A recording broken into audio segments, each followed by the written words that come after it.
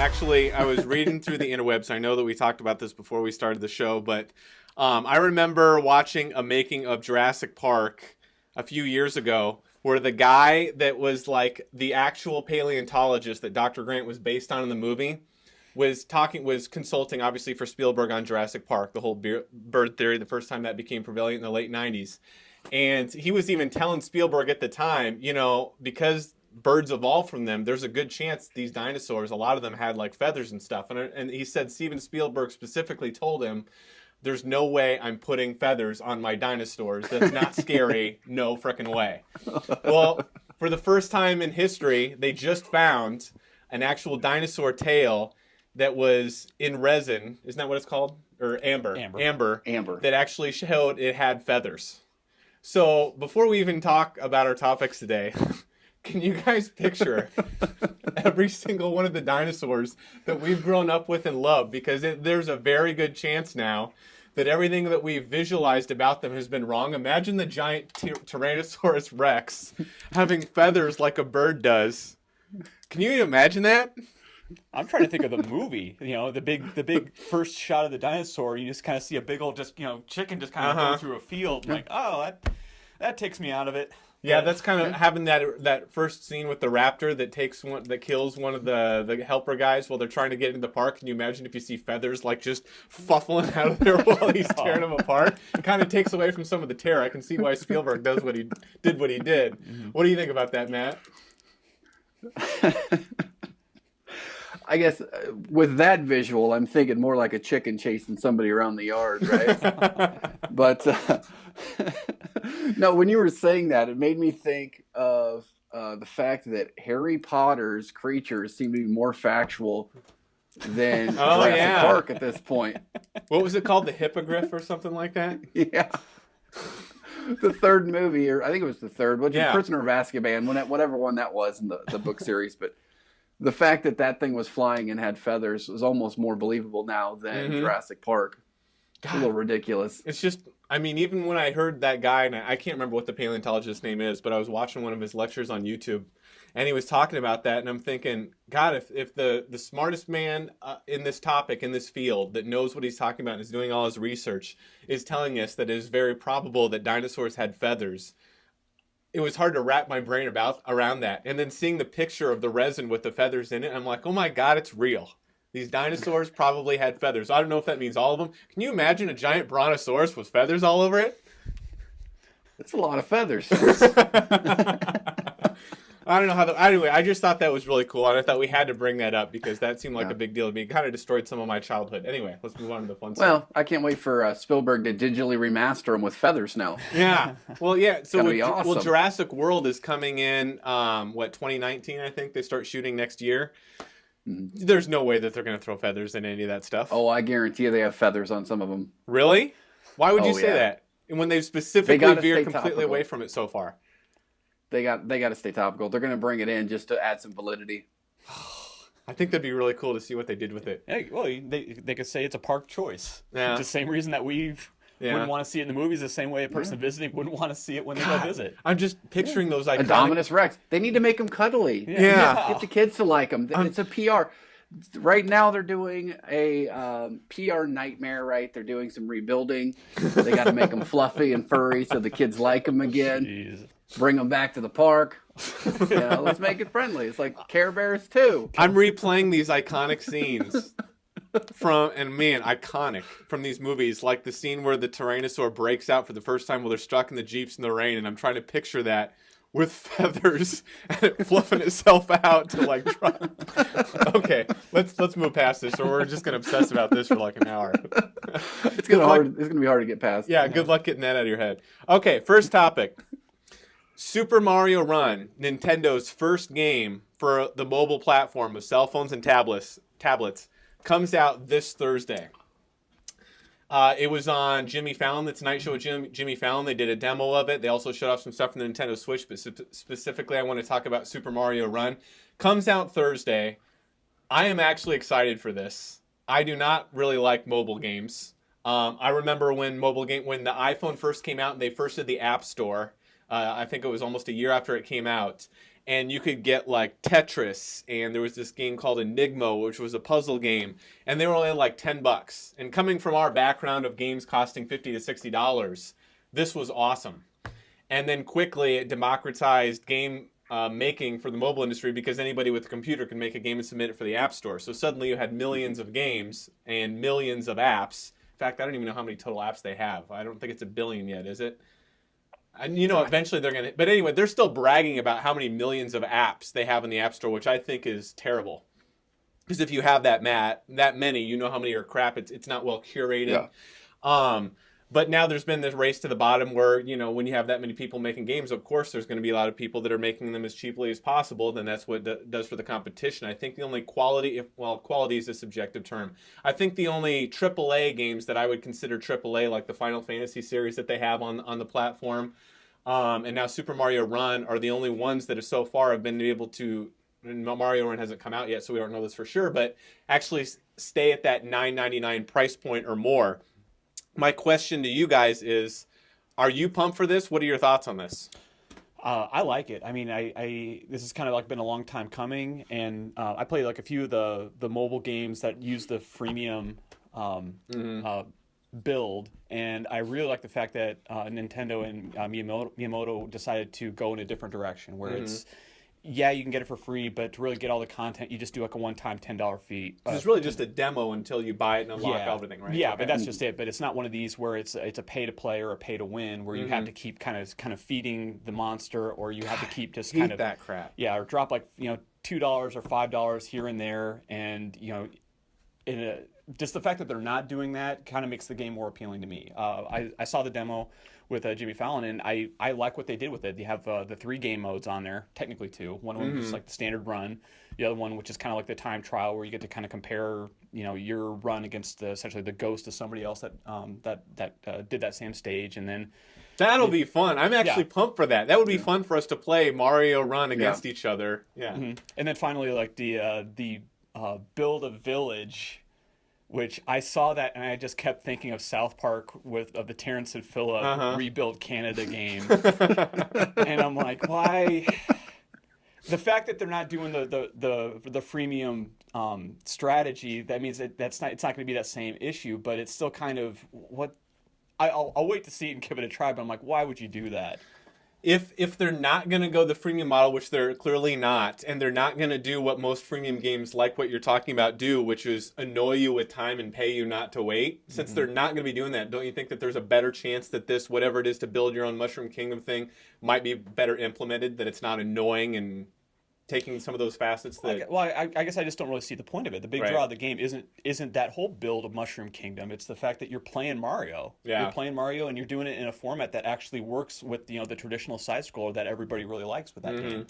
This almost feels like the thing is, I hate to catch up. The Mushroom Kingdom is intended to add extra characters.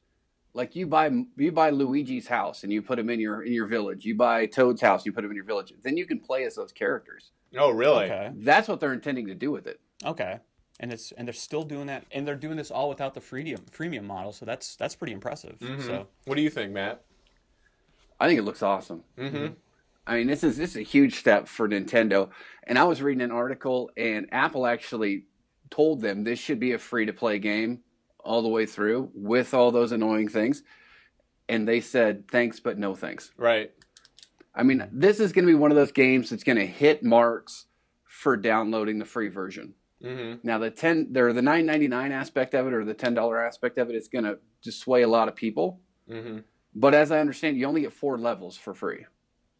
And then after that, there's like 22 additional levels you're going to get unlocked when you actually buy it. Right. Yeah. And I don't know if that limit's also going to be on that village aspect of it and all those other things. I think it looks awesome. It'll be interesting to see how the gameplay is, because the way it is, he's constantly moving, and all you're doing is tapping with one finger to make him jump. When they first announced that Nintendo was going to start going into mobile games, but their focus is on introducing more players to Nintendo IP, I agree. I'm so glad they stuck to their guns. If this would have been a freemium game, my mindset would have been like, I don't even want to deal with this. Unless it really wows me.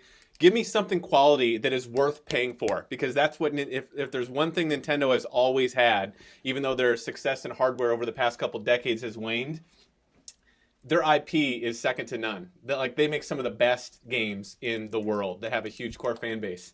And when they first announced they were going to be doing this mobile thing, my first thought process was, okay, if they're going to be doing this to introduce more people to Nintendo IP to get them to convert to the Switch, that means they're not going to be full-fledged Mario games, which this is not. And my first thought process was, great, they're going to be watered-down games that I don't want to play.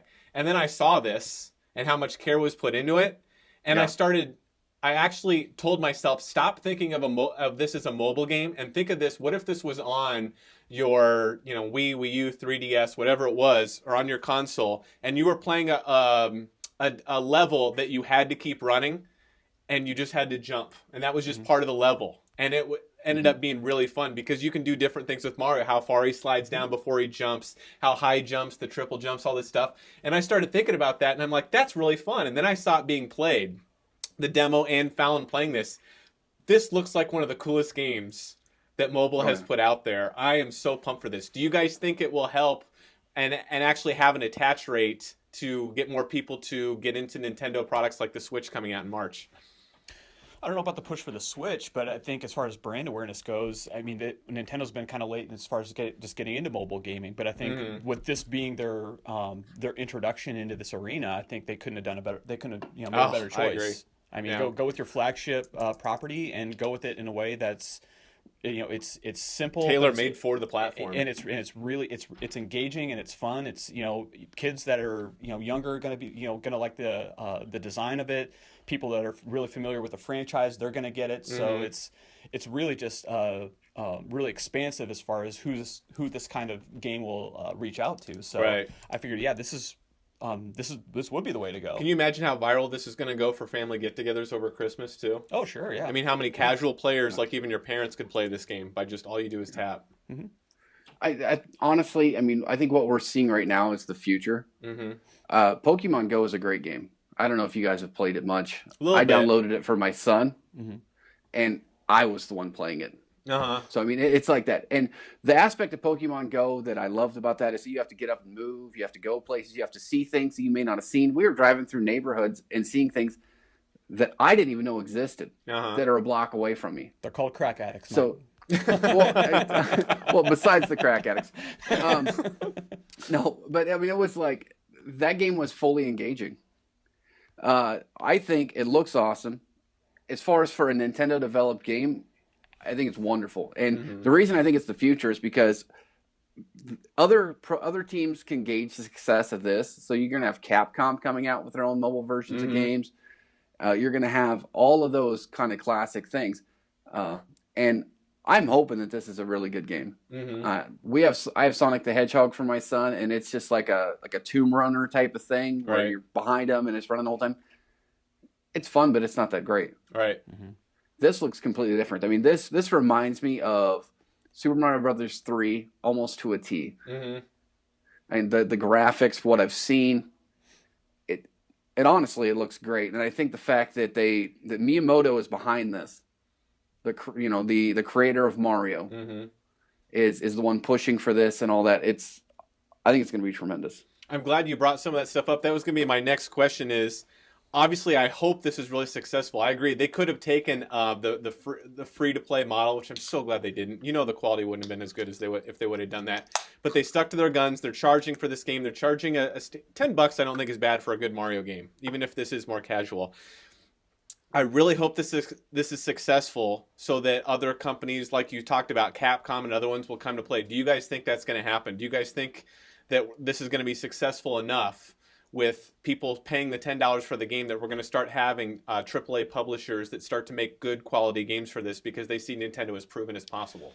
Well, Mario's kind of a tough act to follow, though. I can see that maybe some other companies, they might feel a little bit more bold, but I don't know if it's enough of a push for them to kind of say, yeah, let's take our Capcom properties and let's make like a mobile Resident Evil or a mobile Mega Man, or even like a mobile Street Fighter game. Yeah, I don't even know how you do those. So some of it kind of lends itself to the interface that you're The working form with factor, here, right. which is a tough interface. And some of those games, they don't really lend themselves to that that kind of design. Right. I mean, I've played a few of them where they've tried, but there's just the limitation of the the tactile Lack of tactile buttons. Yeah, it kind of impedes the game's enjoyment because. Yeah, Final Fantasy was good on it because that worked well for the menus, but I can't think of many. Like, I would never want to play Mega Man with the soft, on screen crosshairs and buttons and stuff like that. You want tactile buttons. What do you think? Can you hear us? Yeah, no, I can hear you. No, I think the stock bump is going to push a lot of people to start developing. Mm-hmm. And like as far as for like Mortal Kombat or Street Fighter, that Marvel did a really good job with Marvel Champions as far as for the fighter aspect of it. It's really kind of slimmed down as far as for what you can and can't do. You got defense, you got punching, but they did a good job graphically and stuff like that. And I think you already have a list of characters you can bring into it. Mm-hmm. I think that would be successful too. But the big thing is, I mean, the stock bump from Pokemon Go. And then again, they're going to see another stock bump from this release. Mm-hmm. There probably already are to some extent, but I think that's going to drive a lot of these people either, out of the cellar or, get some games off of cobwebs. I mean, they're going to have to start pushing that content out. They already have a fan base. Why wouldn't they? Right. Mm-hmm. What other properties are there, Nintendo or otherwise, do you think that even if they took a little bit of adjustment, might lend themselves to the touchscreen interface, though? Because a lot of them would have to be reinvented. You know what would be great? I'd love them to do Pikmin. Oh. God, I would love Pikmin. Did you ever play Pikmin on the GameCube? Was that a PS3 game? No, it was PS2? GameCube, Nintendo. Okay. It was where you pull those little flower people out of the ground and then you go do stuff to collect stuff and you're these tiny little miniatures. Yes. Oh, so much fun. So I love that game. I still like playing that even today. That would be great. But what else? I'm trying to think of other games where it would work with this touchscreen interface. Well, it depends on how close would the game have to be to the original gameplay. Well, Mario, they changed it up. Yeah, but you can kind of see like there are a lot of the similar elements in there, but they were able to kind of put it into the touchscreen format. Right. But yeah, if you wanted to play like a Metroid game, how would you? Yeah. Would you just change that to a shooter type game, or It kind of depends as far as keeping the game true to the original gameplay while still making it enjoyable, given the fact that you're limited to this touchscreen. I really think it puts a serious limitation on the amount of games that you could do well on this platform without changing them drastically. Yeah. So I don't know. You guys have any other thoughts on that? You pumped for this? Yeah, I'm ready to spend my $10. Oh yeah, we're gonna have it the day it comes out. So if you haven't already, I'm ready to get the free download at least. There you go. Well, you can go to the App Store now and go Super Mario Run and click Notify, and it'll tell you the moment that it's available. So for $10, I think that's pretty awesome to get a Mario game. Awesome, cool.